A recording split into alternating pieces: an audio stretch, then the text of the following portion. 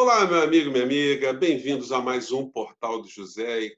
Hoje com grande alegria que eu estou trazendo aqui um amigo que eu não conheço pessoalmente, mas temos muitas identidades, que é o Tiago dos Reis.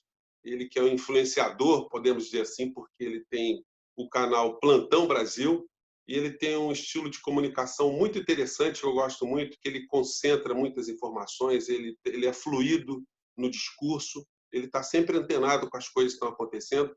Então, muitos de vocês que estão aqui já acompanham o Tiago, e quem não acompanha, eu vou sugerir você para dar um clique lá também, se inscrever no canal dele, porque ele está em tempo real fazendo muitas coisas interessantes. E hoje eu convidei o Tiago para a gente fazer uma resenha dos últimos acontecimentos, a gente tentar explicar algumas coisas que estão acontecendo e opinar também, para ajudar também que você reflita sobre o nosso país, né? O nosso papel hoje está sendo esse.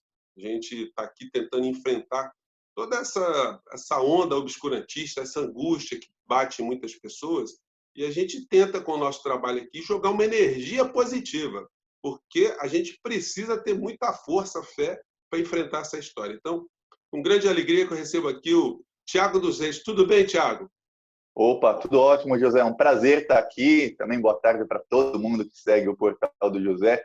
Uma coisa, eu te sigo desde que você tinha 20 mil seguidores e eu lembro que eu estava começando também o Plantão Brasil, eu olhava e falava, pô, um dia eu quero ser amigo desse cara, porque o trabalho que você faz desmascarando o Paulo Guedes, a área econômica também, a Rede Globo, é genial. Eu falava, ó, nessa trincheira tem um soldado bom metralhando que é o José. Então, parabéns e é um prazer estar aqui contigo.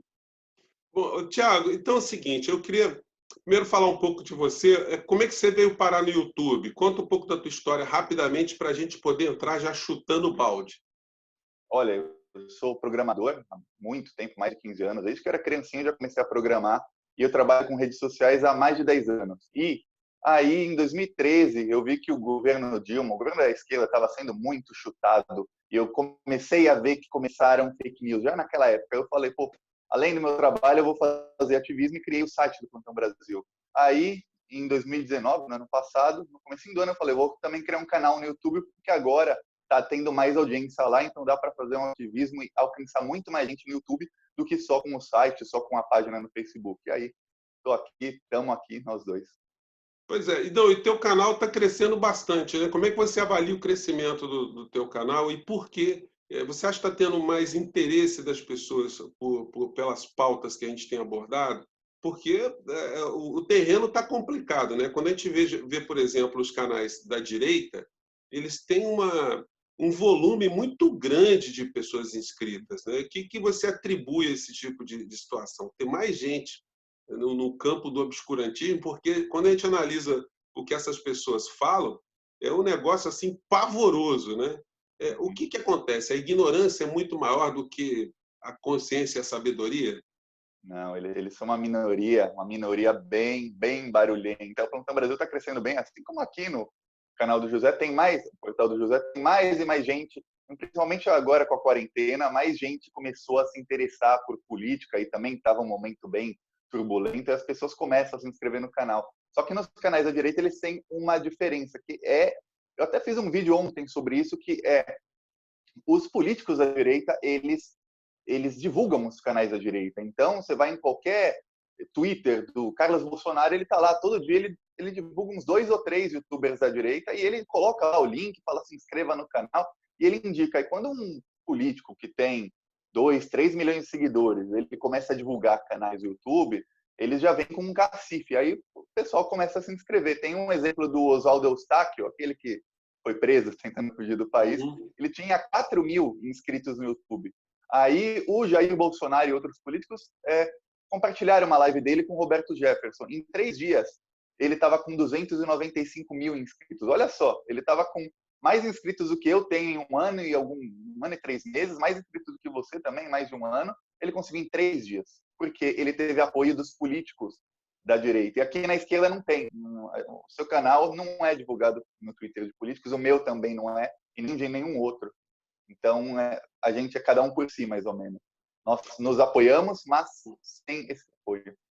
Eu não sei se isso é de todo negativo também, Tiago, porque isso também nos confere também uma independência absoluta, né? A gente não fica devendo nenhum tipo de favor, nenhum tipo de retribuição.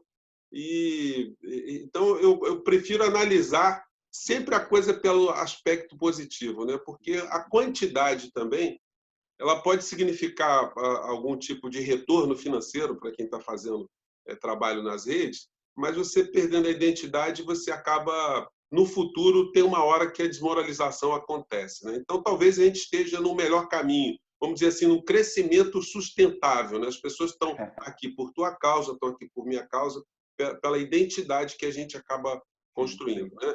Mas vamos entrar aqui de sola em alguns assuntos, Thiago, fazer a nossa resenha da semana, do dia, do ano, do mês, do século, né? Porque essa semana, esses dias aí, a gente teve a polêmica que está puxando toda a rede aí, que é a declaração do ministro do Supremo Tribunal Federal, Gilmar Mendes, e que o Exército estaria coadunando, né? Estaria corroborando o genocídio que está acontecendo aqui no Brasil. E eu tenho visto muitas pessoas assim surgirem. Ontem eu vi o Demétrio na Globo News falando que o termo genocídio foi muito forte, que genocídio é uma coisa que não se aplica ao caso. E eu quero discordar do Demétrio, porque no Brasil está tendo um genocídio, sim, um genocídio consciente. Existe um genocídio previsto na lei brasileira, que significa assim, você fazer algum tipo de ataque à minoria, você atacar membros dessa minoria. Quando a gente vê, por exemplo, o comportamento do presidente da República absolutamente omissivo em relação, por exemplo, ao extermínio de índios, quando ele não só se omitiu, mas ele realiza um ato de não autorizar, ou ele veta um dispositivo que previa água potável para os índios, máscaras para os índios, alegando que não tinha uma dotação orçamentária. Isso é um comportamento genocida. A pessoa está consciente que as pessoas vão morrer, o governante está consciente que uma tribo está correndo o risco de morte e, por uma questão jurídica, uma questão fiscal, ele condena essas pessoas à morte. Isso é ou não é genocídio? Qual a tua opinião dessa história toda, Tiago? Isso é genocídio também. Li hoje no UOL o Josias de Souza falando que genocídio é um termo muito forte.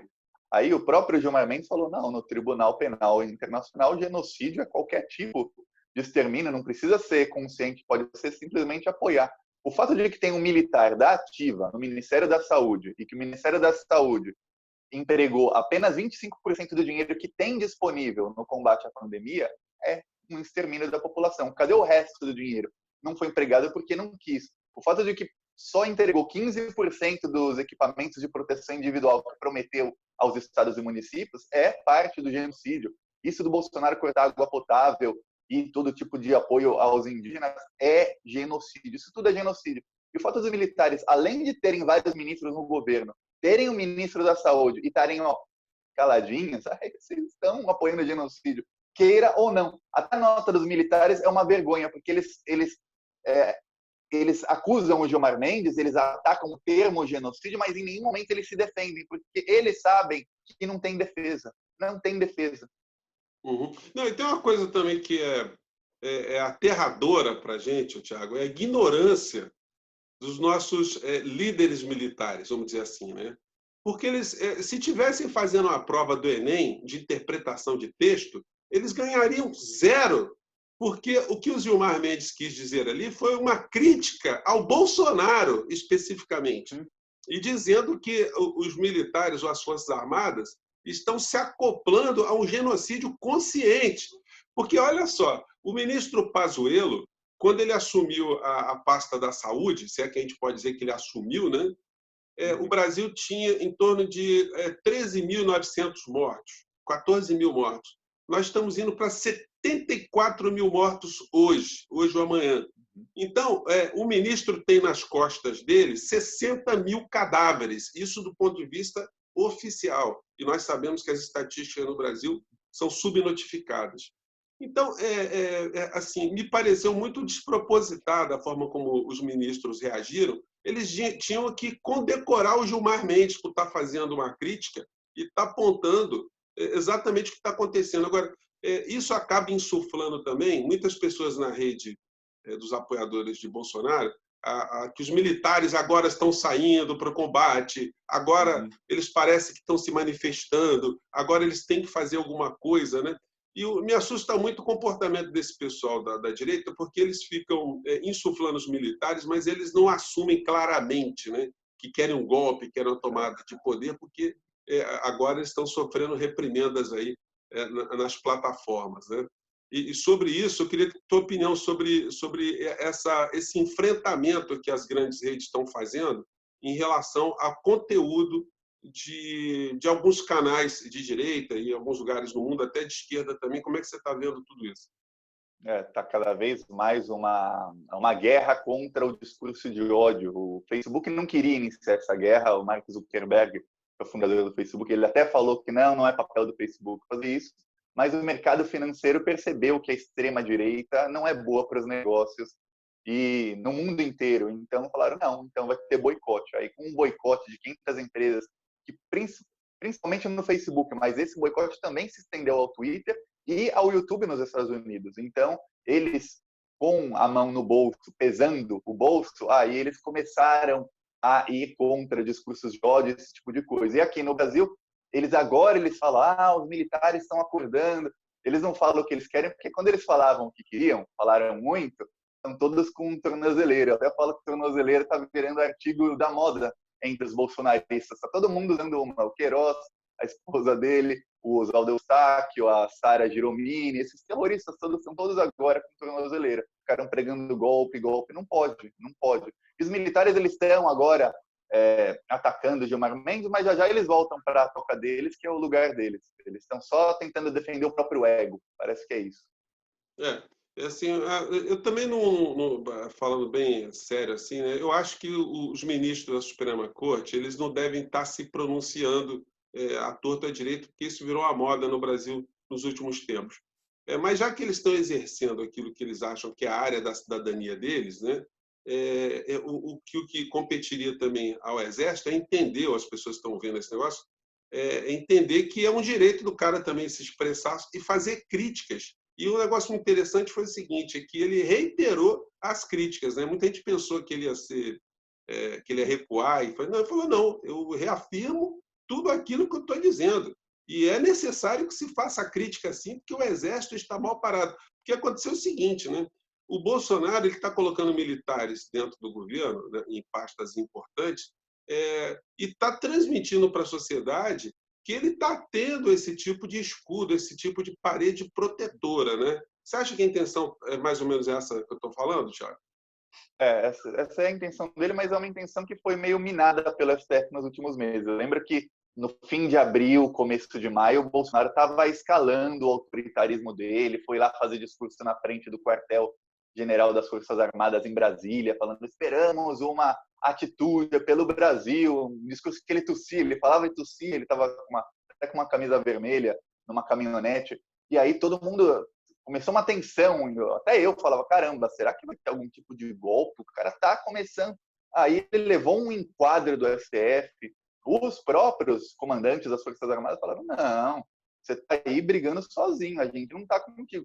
Tá, tem muito militar no governo, você pode passar essa impressão para o povo, mas é sua impressão, sua e do povo. Ninguém aqui vai dar golpe, ninguém vai te defender, não. Só que, por um lado, eles fazem isso, eles não apoiam o Bolsonaro num golpe, mas, por outro lado, eles também não enquadram o Bolsonaro para parar com um genocídio da nação, e eles ainda deixam ter um militar da ativa no Ministério da Saúde, e quando o Gilmar Mendes aponta o genocídio, eles se sentem ofendidos, é assim, aquela velha, a carapuça serviu direitinho, assim, parece que um alfaiate fez a carapuça, serviu direitinho nesses generais babões do Exército. Sim. Tiago, eu queria mudar um pouco de assunto na nossa resenha aqui. Eu tenho sido muito crítico à cobertura que os meios de comunicação têm feito em relação à Covid. A gente pega todos os noticiários no Brasil e eles falam dos dramas, mostram os médicos, enfermeiros, falam das vítimas, depoimentos, mas eles nunca associam de uma forma direta a Covid à figura do Bolsonaro. Eu fazer um convite à sua reflexão. Se o presidente fosse de esquerda, você acha que os meios de comunicação teriam o mesmo zelo, o mesmo tratamento? ou você acha que a conta de cada morto seria colocado nas costas de um presidente progressista, vamos dizer assim? Olha, com a mídia safada que a gente tem no Brasil, vamos supor que o presidente fosse o Haddad, que foi quem foi para o segundo turno.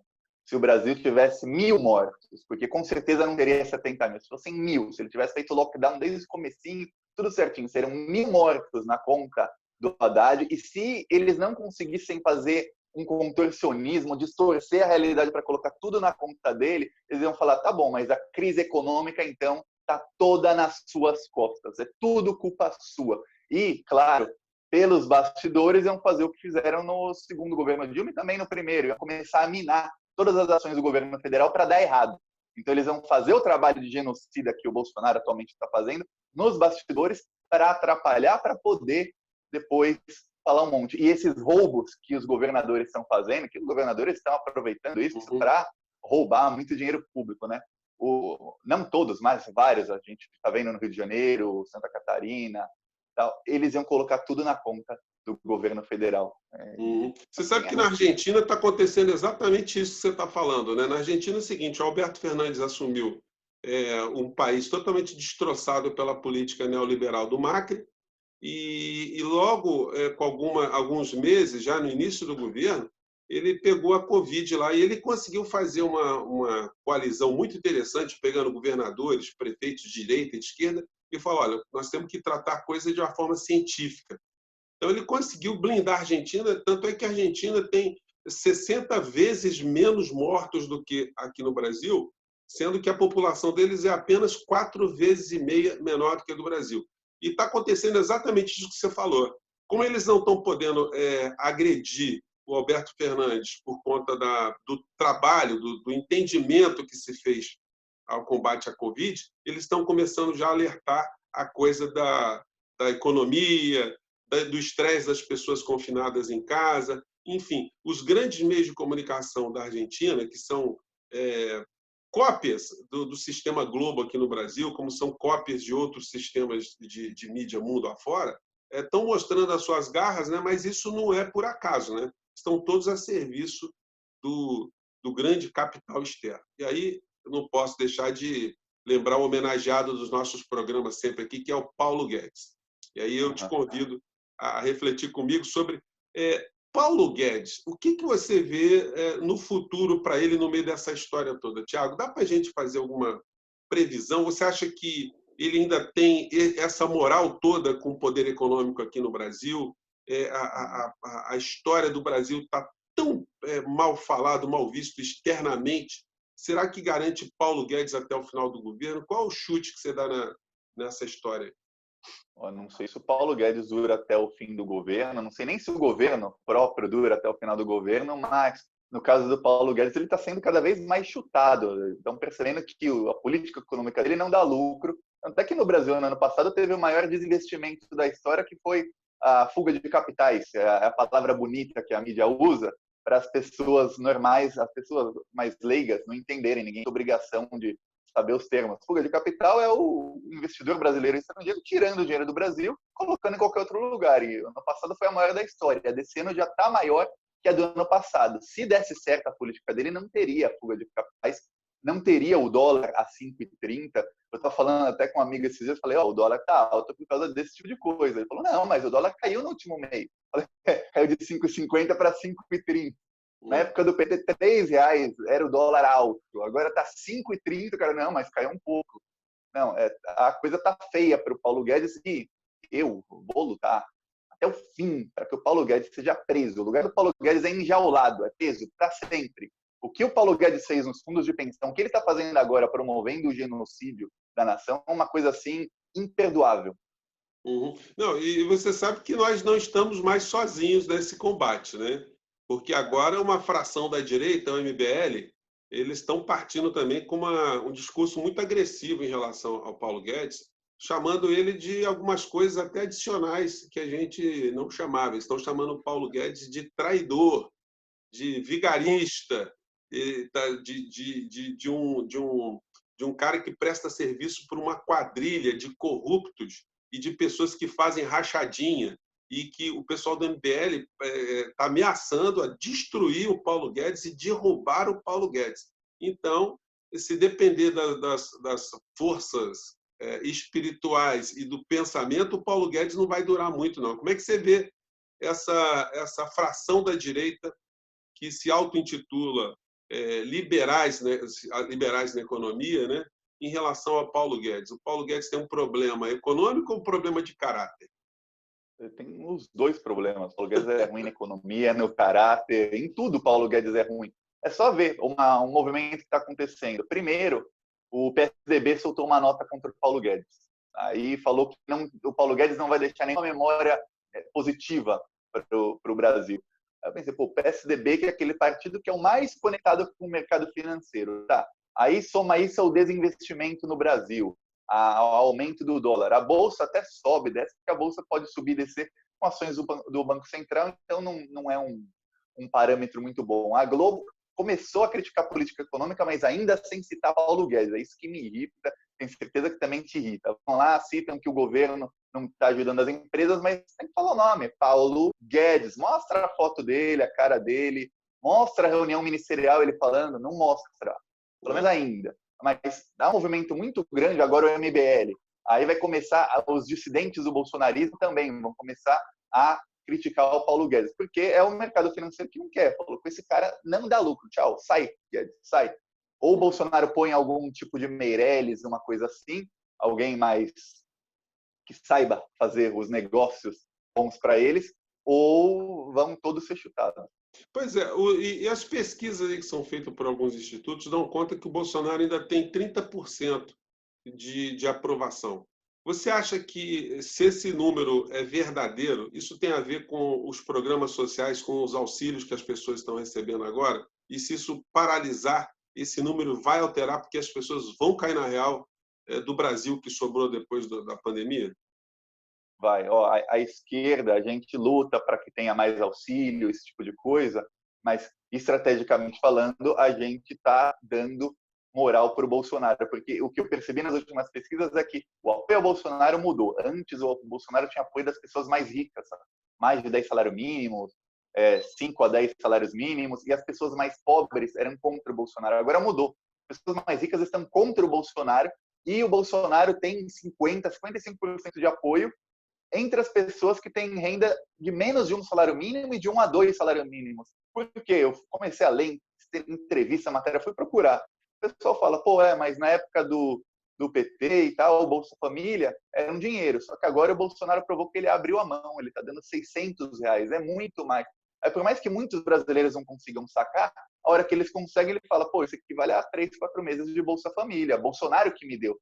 A esquerda faz tudo, que enfiou a goela abaixo esse auxílio que o Bolsonaro não queria, ele queria 200 por 3 meses, mas não fez a parte de mostrar para o povo que foi ela quem fez. E aí o Bolsonaro fica com todo o crédito. Então não adianta fazer, e aí pega todo o crédito e entrega na mão do Bolsonaro e fala, vai lá, Bolsonaro, vai agora o povo. Muita gente que votava só na esquerda agora vai começar a votar em você.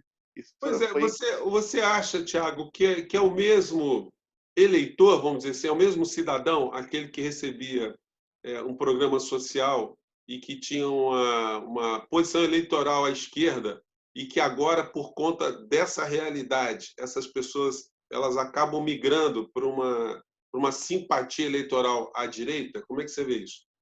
Eu comecei a pesquisar muito porque eu queria até fazer vídeo sobre o assunto. Até fiz um vídeo alguns dias atrás. Aí eu li matérias, eu li uma no Valor, que era uma matéria extremamente agressiva contra o Bolsonaro, mas que mostrava depoimentos de pessoas pobres, pessoas do sertão. E o cara falava, eu tenho uma entrevista de um cara que era simbólico. Ele falava, olha, na casa dos meus pais tem foto do Lula na parede. Toda vez que a gente ia comer almoço e janta, eles falavam, eu só tenho isso por causa do Lula. E agora eles falam, não, próxima eleição eu voto no Bolsonaro, porque o Bolsonaro é que abriu a mão. Aí, não adianta nada a esquerda dar o auxílio, mas não conscientizar as pessoas de que o Bolsonaro não queria dar o auxílio, não queria. Quem queria dar, quem deu fomos nós. Quem deu foi a esquerda, não foi o Bolsonaro. Então, continue gostando da esquerda. Não, muita gente está mudando. É por isso, nas periferias, quem está realmente sem dinheiro e ganha R$ 600, fala, pô, é o Bolsonaro que deu. Não é. Na verdade é o seguinte, a esquerda tem que ver com muita reserva a questão dos programas sociais, sem exigir ou sem oferecer isso que você está falando, uma politização, uma informação, né? Porque, na essência, muita gente não sabe, Tiago, que esses programas eles foram originados por economistas liberais, como uma ferramenta de aplacar exatamente o sentimento de insurreição, de revolta, enfim. Você pega uma parcela muito pequena do orçamento e você segura uma grande massa, e, do outro lado, você vai passando todo tipo de transformação que você puder, né? Você, no caso, os liberais, os ultraliberais, de uma forma muito tranquila. Tanto é que em vários lugares da América Latina e no mundo, na África, América Central, enfim, você tem governos que fazem programas sociais, sendo eles de direita ou de esquerda, como uma ferramenta de neutralizar qualquer tipo de rebeldia popular, né? Isso também é uma coisa que é estudado sociologicamente. A gente pega livro do Noam Chomsky, que eu sempre recomendo para as pessoas aqui, onde ele fala que tinha um estrategista da família Kennedy que raciocinava em relação ao povo americano como sendo um grande rebanho desordenado. Ele quase foi um precursor da ideia do gado aqui no Brasil, né? O comportamento de gado. E ele fala que uma forma de neutralizar as pessoas é justamente dar algum tipo de benefício. Então, no futuro, é muito importante que a gente reflita sobre essas ideias e a gente começa a perceber que a direita está querendo fazer uso dessa ferramenta também. Quando a gente vê o comportamento do Paulo Guedes, ele que era um cara intransigente nisso, ele já pensando em esticar um pouco mais esses programas sociais, né? Então, a gente tem grandes desafios aí pela frente. Tiago, eu queria te convidar aqui também mais uma reflexão. Nosso programa vai ser uma resenha assim, relâmpago, né? A gente não vai ter uma hora, quero reduzir um pouquinho nosso papo para ficar com gosto, quero mais, a gente está sempre fazendo nossas resenhas aqui.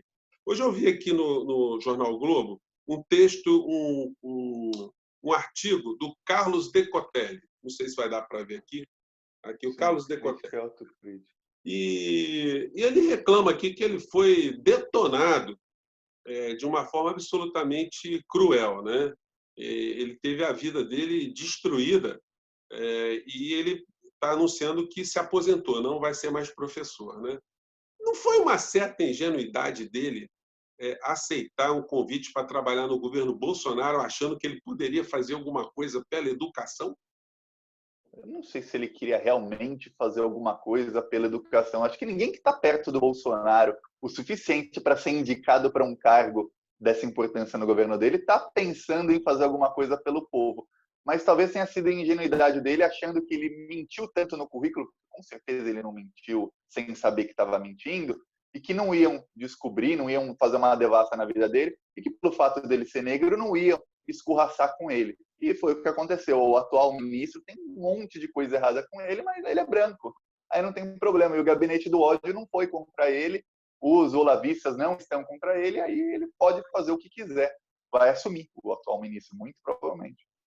Aquela história, né? Não tem como alguém prestar serviço para uma figura como Bolsonaro e ter algum tipo de romantismo que isso pode desembocar numa coisa concreta, que nem o novo ministro da Educação, o pastor lá. Esse cara entra para o ministério já totalmente loteado. A parte econômica está no colo do Centrão. Ele não vai ter orçamento. O orçamento já é o orçamento do ano passado, aprovado para esse, e o Centrão, aquelas figuras impolutas que estão em cima do orçamento.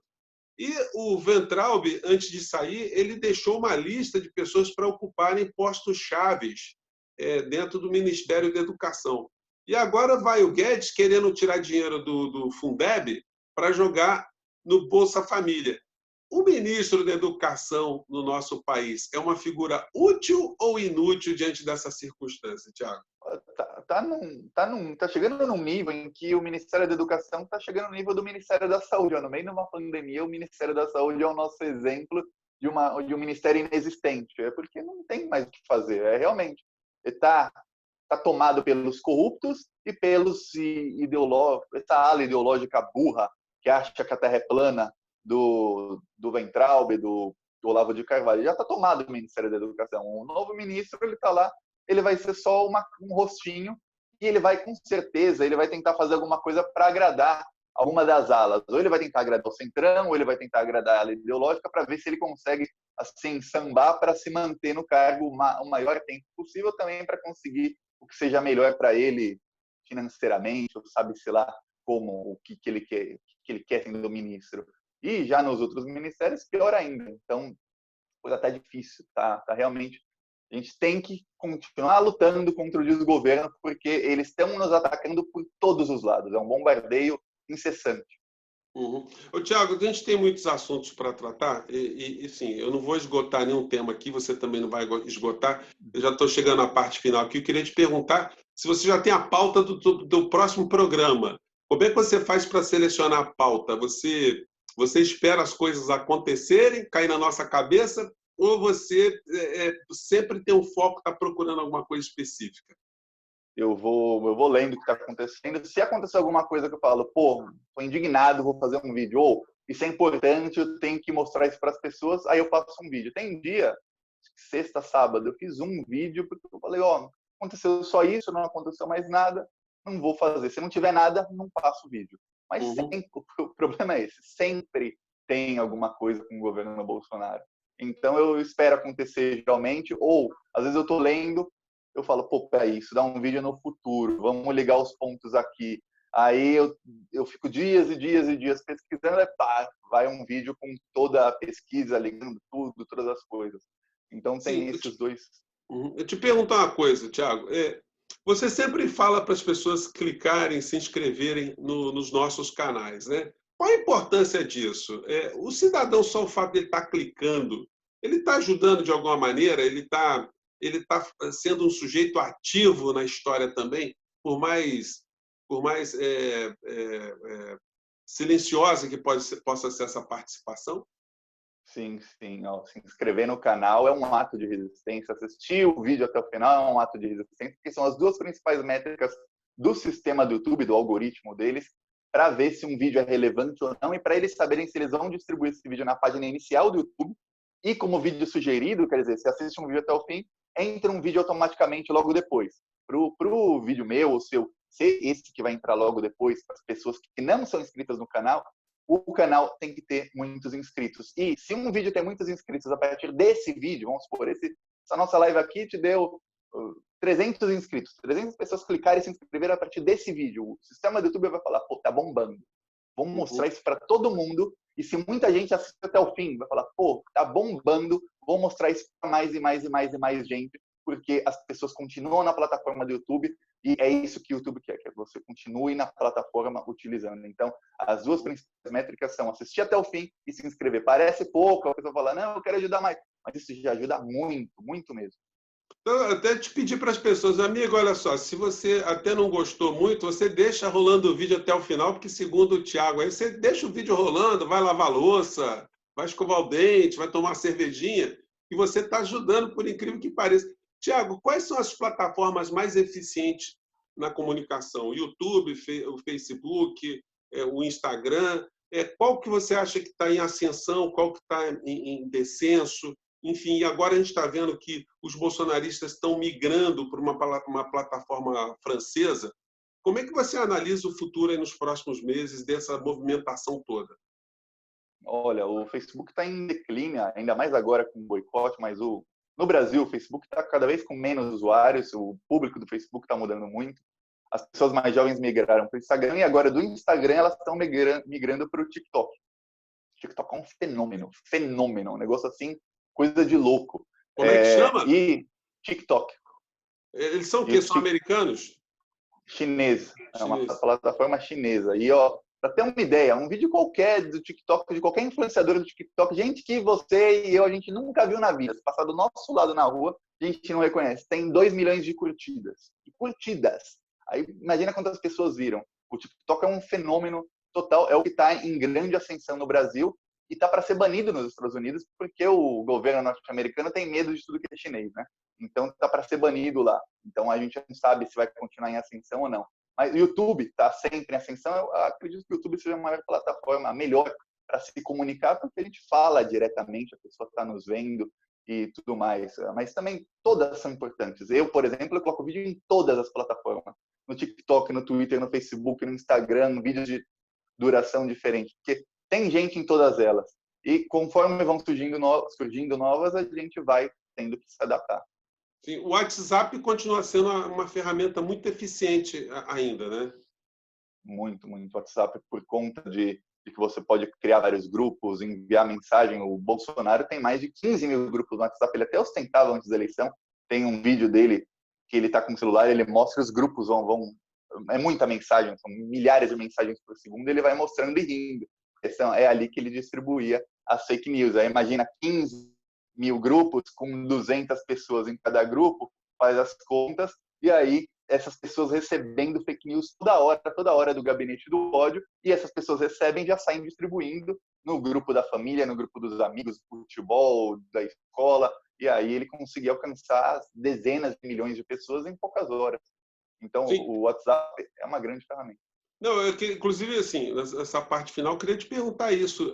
O gabinete do ódio, então, na sua opinião, não é ficção científica. É uma coisa que existe mesmo, que é articulada e que produz resultado. Ah, sim, sim. Até a investigação da STF fez a busca e apreensão exatamente em quem eu vinha falando desde o ano passado. Falei, gente, é esse são o gabinete do ódio. Tem ali no terceiro andar do Palácio do Planalto, tem uma salinha, e tinha até, uma época, tiraram até foto, tem uma salinha ali em que eles operam tudo. O Paulo Marinho, que foi um dos coordenadores da campanha do Bolsonaro, ele falou aqui na minha casa, tem uma entrevista dele para o Globo News, ele falou, na minha casa a gente saía e distribuía tudo para todos os grupos do WhatsApp. Aí ela perguntou, fake news também? Aí ele falou, tudo que era bom para a gente eleitoralmente, fake news ou não, a gente saía e distribuía. Fake news também. Então tem vários gabinetes do ódio espalhados pelo Brasil inteiro. Você acha que tem, então, possibilidade de ter materialidade nesses atos ilegais todos, a ponto de o TSE, a Suprema Corte, o STF, enfim, darem consequência a isso tudo? Ou será que a maior parte disso aí se perdeu?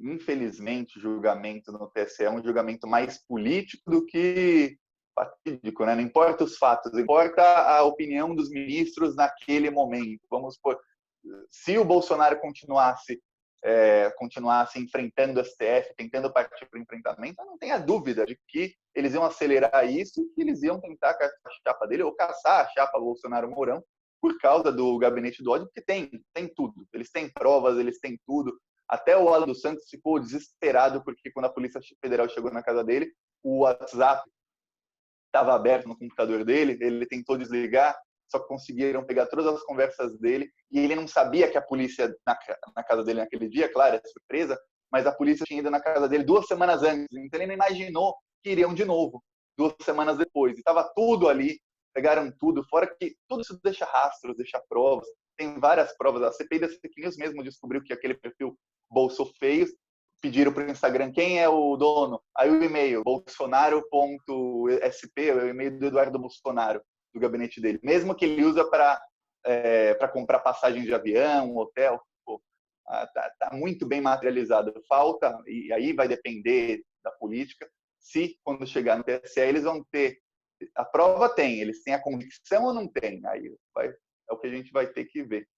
Bom, Tiago, olha só, vamos chegar aqui ao final do nosso papo, porque dizem os experts, né, que não faz sentido a gente fazer lives muito longas, e a gente, na nossa live aqui, que teve um tempo legal, a gente abordou muitas coisas. Eu espero que vocês estão nos acompanhando, vocês tenham curtido, vocês tenham gostado, e como diz o Tiago, se inscreva, dê sua contribuição, clique aí, ajuda muito os nossos espaços aqui a chegarem cada vez mais longe. Tiago, as considerações finais aí para você, quero te agradecer mais uma vez. Eu acho que a nossa primeira resenha aqui, para dar um pontapé inicial, foi muito legal. A gente pode organizar outras pela frente aí, porque, como você mesmo disse, né, o governo ele é muito próspero em nos dar material para crítica, né, para observações. Então, eu queria te franquear a palavra aí para você dar seus comentários finais aí para os nossos inscritos, as pessoas que nos seguem.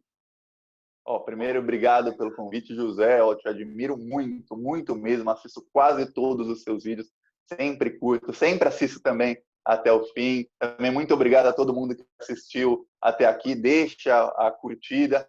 Se não é inscrito, se inscreve no canal, assista mais e mais vídeos e vamos aqui, todo mundo junto, a gente consegue. Se a gente empurrar bem forte, o governo cai. Empurra até que eles caiam. Vamos continuar empurrando para que a gente consiga essa vitória.